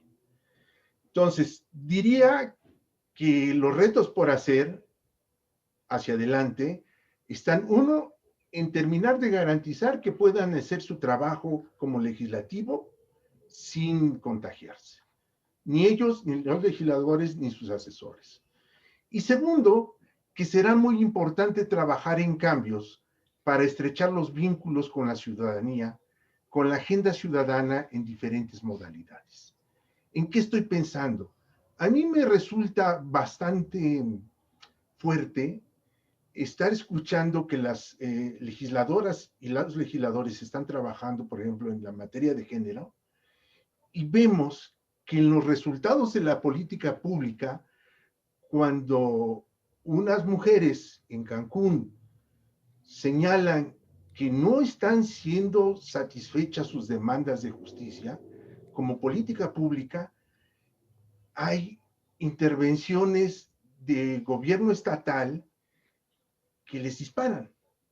O sea, para mí, tiene que desarrollarse mecanismos de acompañamiento del legislativo con estas demandas concretas de la sociedad, porque creo que están dejándose de lado el acompañamiento oportuno y algo que decían hace un momento, llegan muchos informes a la Cámara, a las dos cámaras de las instancias del Ejecutivo, pero no se les da seguimiento y no hay la intervención oportuna para hacer procesos de evaluación que desemboquen en un acompañamiento a estas medidas y que puedan generarse reformas de mayor eficacia a estas intervenciones. Muchísimas gracias, Cornelio. Muy bien, Martín Vera, adelante, por favor. Gracias, doctora. Pues atiendo la pregunta. Yo me quiero seguir yendo por el lado de lo estructural. Y bueno, en estas 370 páginas de vitamina L, que es el libro, me llama mucho la atención, me gustó mucho que trataran el tema de gobierno abierto y parlamento abierto. Y parlamento abierto está vinculado necesariamente a la revolución digital que estamos viviendo. Entonces la pregunta es, ¿cómo se adaptan los tiempos y los procesos legislativos a esta revolución digital que ha impactado salud, educación, etcétera? Yo creo que tiene que llegar a ellos y generar nuevos mecanismos de colaboración Por ejemplo, yo creo que no se trata solamente de sesionar en casa y de votar por el celular. Si en este momento vemos las dos páginas del Senado y de la Cámara de Diputados, vemos que no hay un solo espacio para la interacción con la ciudadanía en este ejercicio del Parlamento abierto. No lo hay. Y, por ejemplo, también vemos los directorios y los correos de los diputados y senadores son los correos institucionales. Y me consta, en 20 años de trabajo con el Poder Legislativo, 28, que casi nadie consulta su correo institucional. Entonces le escribes a un legislador y nunca va a ver lo que le escribes porque no consultan su correo. Y ahí hay una debilidad de la interacción con la ciudadanía. Entonces, creo que eso se tiene que revisar para generar este espacio de interacción con la ciudadanía y co-construir como lo marca la Alianza del Parlamento Abierto. También creo, por ejemplo, en esto digital, para mejorar la calidad del trabajo legislativo, que es tiempo de compartir bases de datos. ¿Quién tiene las bases de datos? El Poder Ejecutivo y las instituciones. En algún tiempo se compartieron las bases de datos fiscales entre Hacienda y el Centro de Estudio de las Finanzas Públicas, pero eso ya no se dio, ya no existe. Entonces, ¿por qué no compartir bases de datos entre el gobierno en temas importantes para la legislación como agricultura, educación, salud, y permitir que de ahí breven los proyectos legislativos y mejorar su eficacia técnica, por ejemplo? También me interesa mucho el tema del control evaluatorio. Fíjense ustedes que la Auditoría Superior de la Federación, aunque está facultada para realizar la medición de impacto de las políticas públicas y depende de la Cámara de Diputados, depende del Congreso, realmente no tiene personal para hacer la evaluación, no tiene auditores especializados en desempeño y no tiene herramientas para hacerlo completamente. Fiscaliza el 6% de gasto público, pero de ese 6% solo el 1% lo fiscaliza en términos de impacto o resultados. Entonces creo que no va a haber una relación, una presencia importante, definitiva del Congreso, si su herramienta técnica es que la Auditoría Superior de la Federación no realmente controla y monitorea a las instituciones del Poder Ejecutivo de cómo ejercen el gasto público y cómo cumplen los compromisos de los planes de desarrollo y de los presupuestos. Y finalmente creo que me parece que es tiempo de convocar a una gran acuerdo, digo, a lo mejor tipo el Pacto por México, pero un pacto legislativo, nuestra Moncloa mexicana, nuestra Candelaria mexicana, en donde se haga, por lo que queda la legislatura, un acuerdo de legislación pandémica. O sea, es importantísimo que ya haya una agenda de los temas relevantes que está dejando de urgencia este tiempo, en materia de salud, en materia de compras públicas, que tenemos un gran hoyo negro ahí, en materia de educación, que estamos experimentando con ciertos mecanismos. Habría que ver qué hace falta en términos legislativos y presupuestales y de control, y los temas relevantes que la sociedad demanda, y me parece que ese espacio no se ha abierto. Pues dejo estos temas para la reflexión. Un placer estar con ustedes. Muchísimas gracias. Ya estoy más tranquila porque veo que todavía nos quedan 30 minutos, así es de que, bueno, igual unos 3 minutos por participante. Sergio, si quieres continuar, por favor. Sí, Adriana, muchas gracias. A mí me gustaría retomar 2 preguntas. La primera es la que tú planteaste sobre por qué Morena no optó por un gobierno de coalición. Y la respuesta, pues, porque no era necesario. Si ya tienes garantizada una mayoría y que además hemos visto que la oposición sí ha acompañado a Morena, por eso el 40% de votaciones unánimes, a Morena no le interesa un gobierno de coalición, a la oposición sí le interesaba. Y lo que estamos viendo ahorita, recientemente hoy, en el debate que vimos a lo largo del día de las casi 1000 reservas al presupuesto, era notorio cómo Morena estaba usando su mayoría aplastante para que cada que un legislador presentaba una reserva, había un silencio sepulcral de Morena y de la mayoría parlamentaria, y todo se votaba en contra. No había un interés por establecer una negociación. La pregunta aquí es, ¿tendrían por qué hacerlo si son mayoría?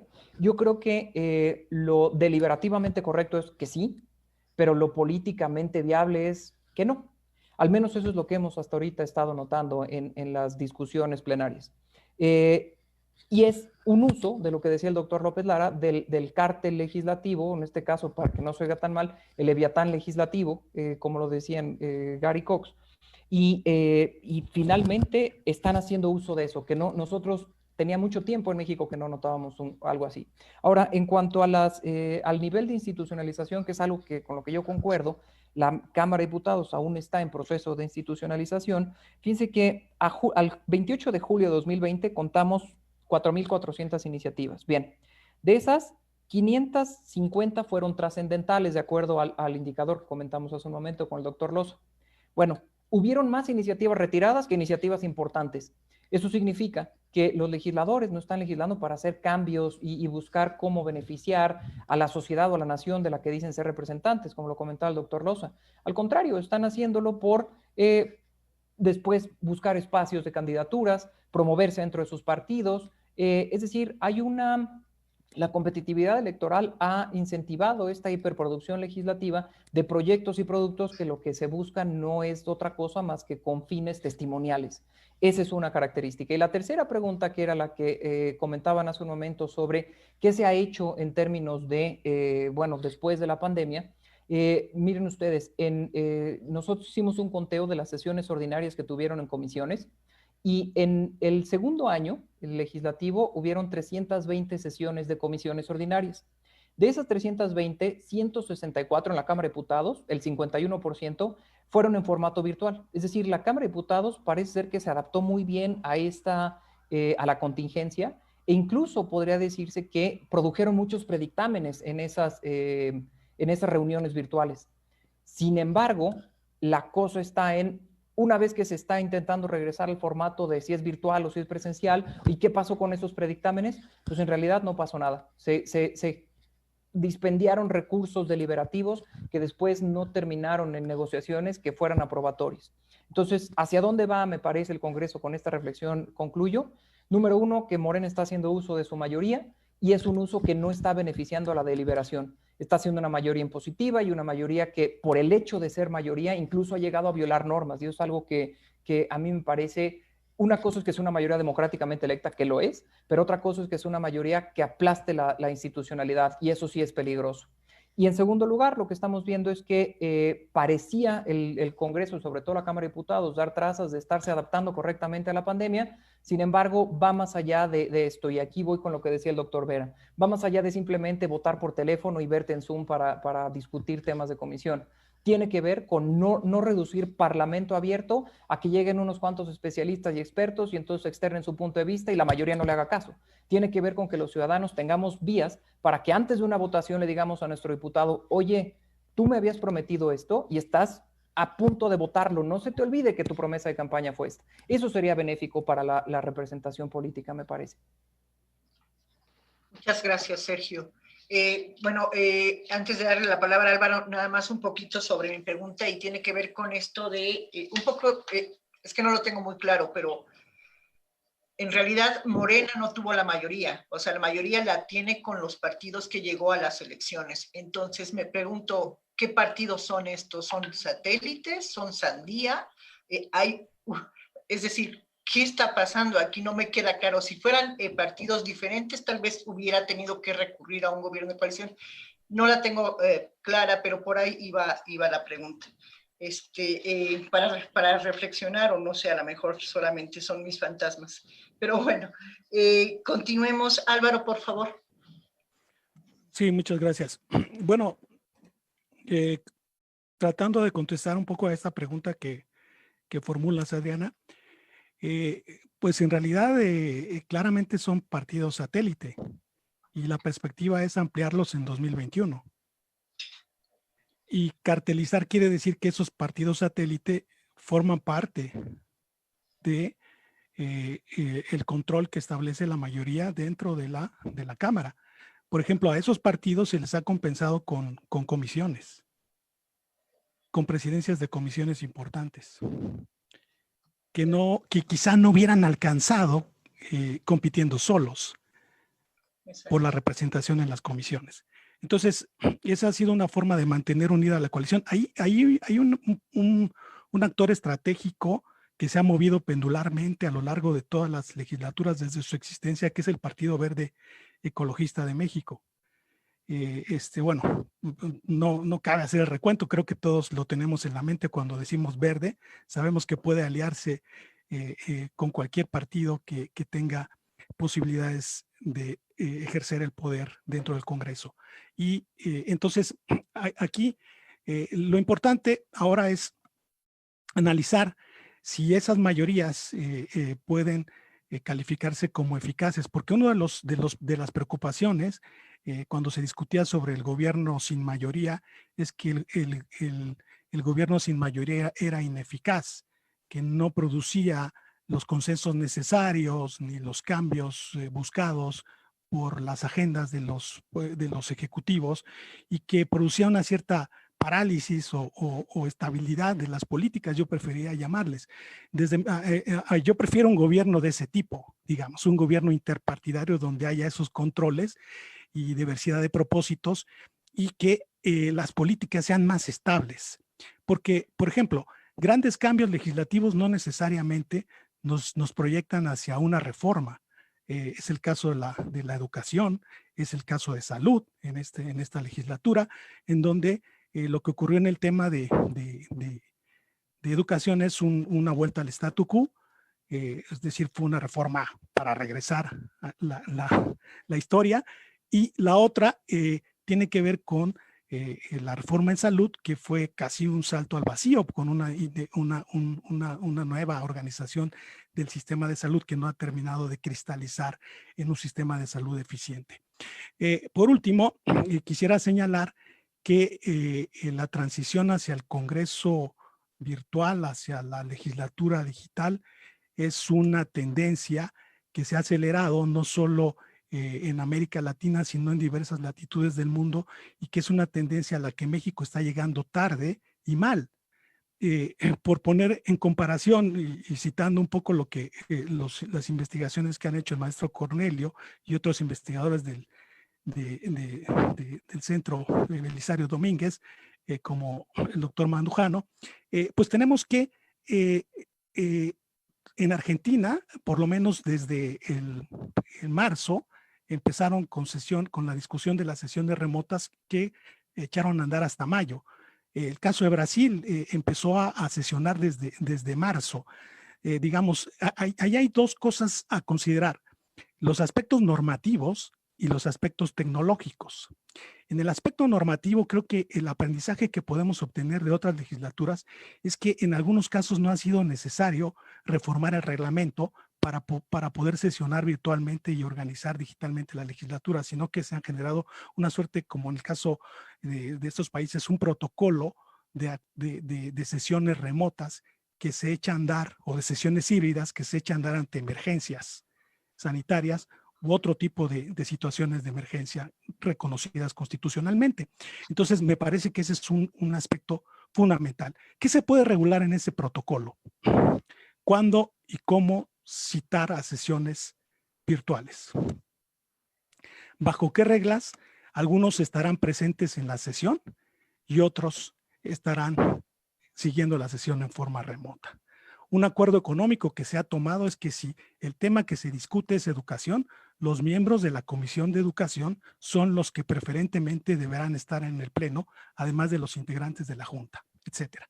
Entonces, me parece que todo ese aspecto normativo debe acompañar el aspecto del cambio tecnológico, que es muy relevante, y que la tendencia hacia las legislaturas híbridas, hacia los congresos híbridos, es algo que se aceleró ya con la pandemia y que debemos tomar seriamente como una de las vías de transformación del Congreso mexicano.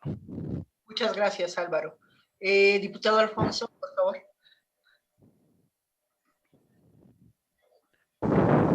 Su micrófono, por favor.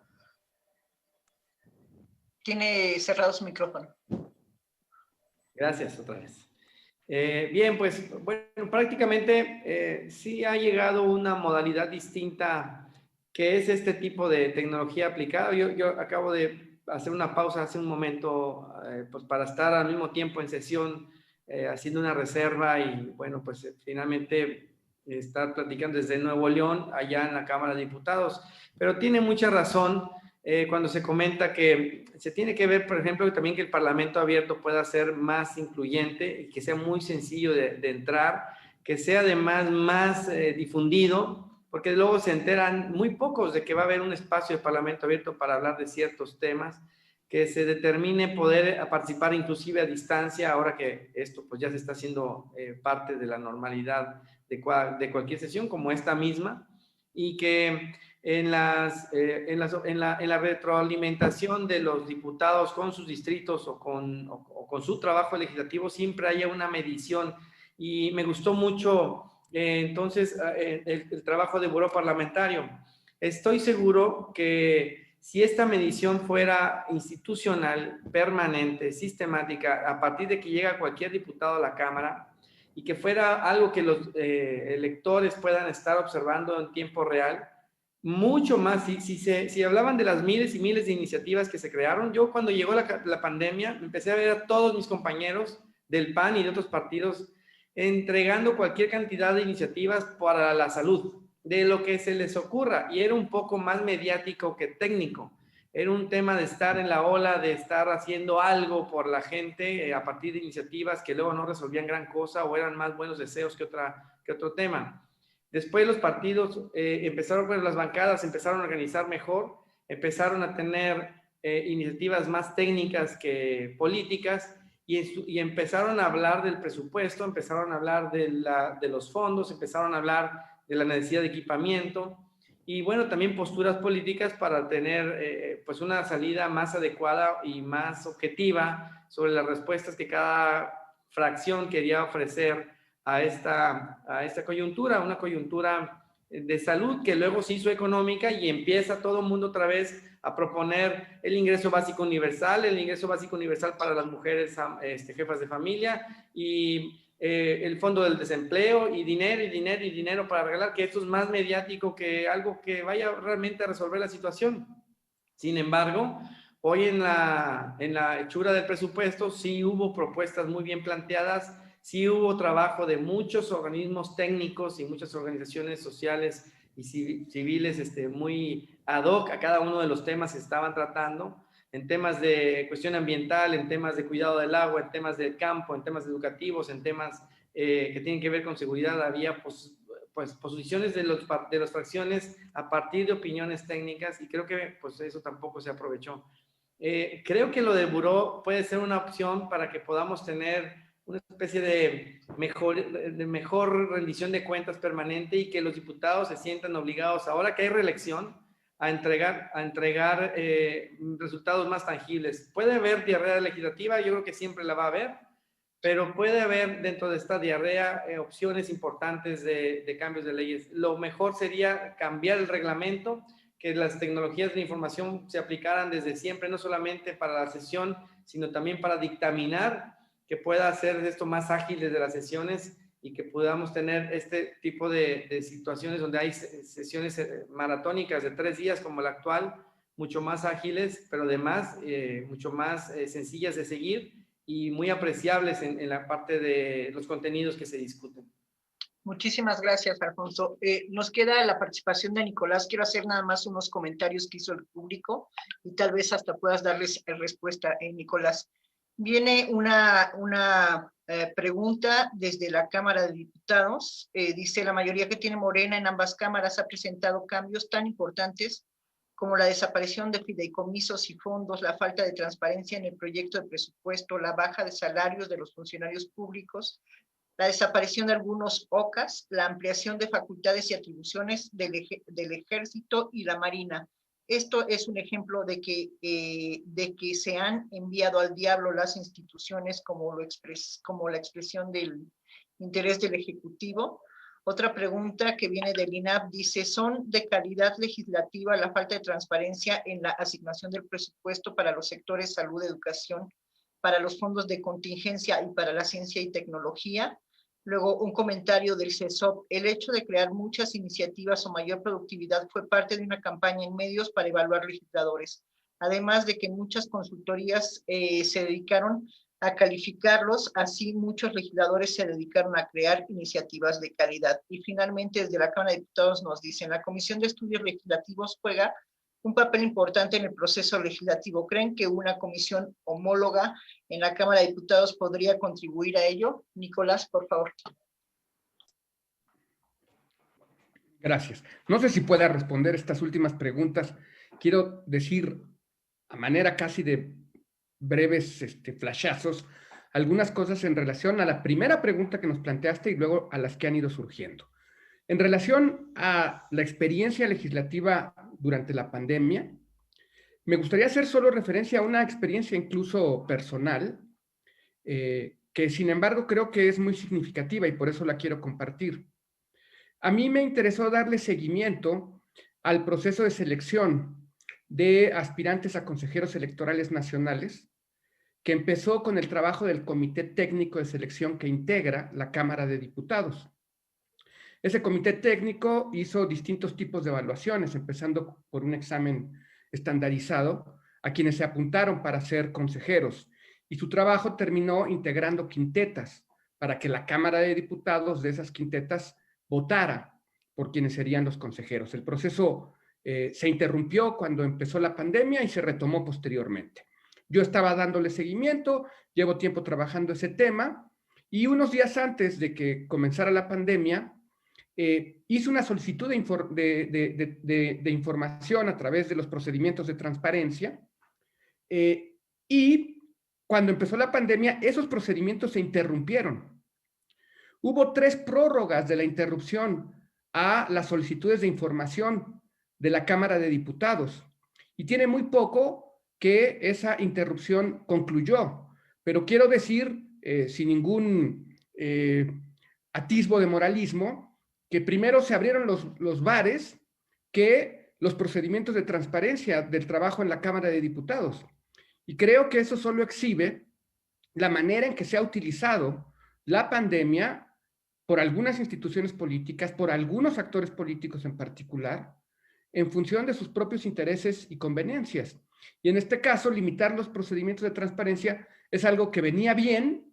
No digo que lo hubiera hecho no digo que solo lo hubiera hecho la mayoría actual de Morena, quizá lo hubiera hecho cualquier otra mayoría, pero me parece que son de estas cuestiones que nosotros, dada la experiencia por la que ya hemos transitado ahora, no deberíamos permitir que se repitan.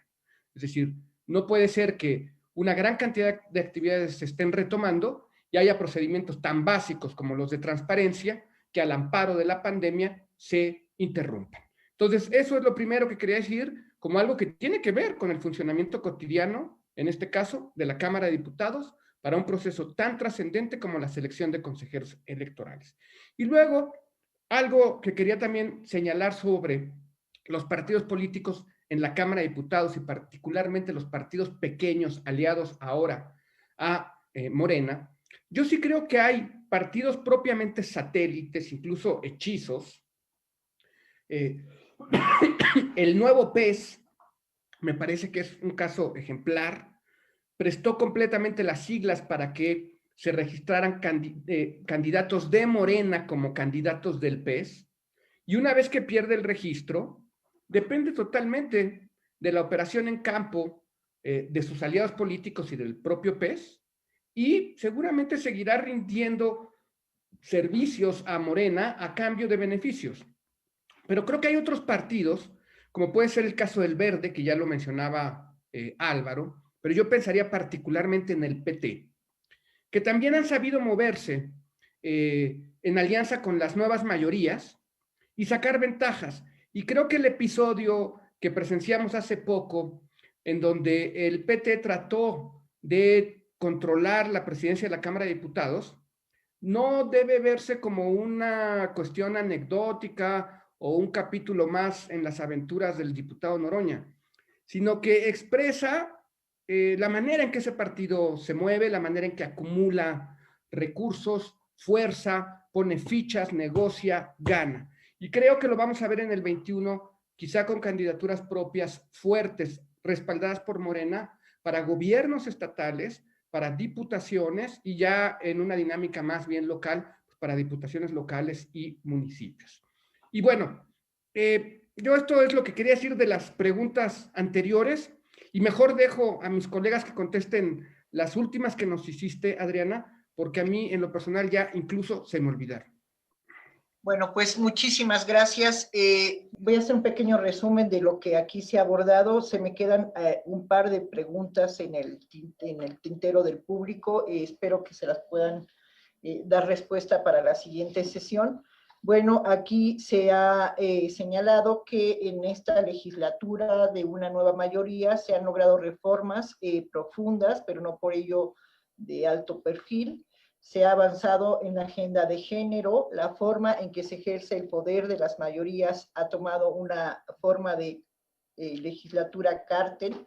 Se observa que el presidente ha delegado en su partido el poder de iniciar leyes, las capacidades ante un mar de leyes, o esto que llamaba el diputado Alfonso, esta enfermedad del estómago de hacer leyes, es necesario fortalecer las capacidades técnicas del Congreso para que procesen esas iniciativas y solamente filtren, digamos, hacia las comisiones o el pleno aquellas que valga la pena o que reúnan las condiciones necesarias para salir hacia el frente.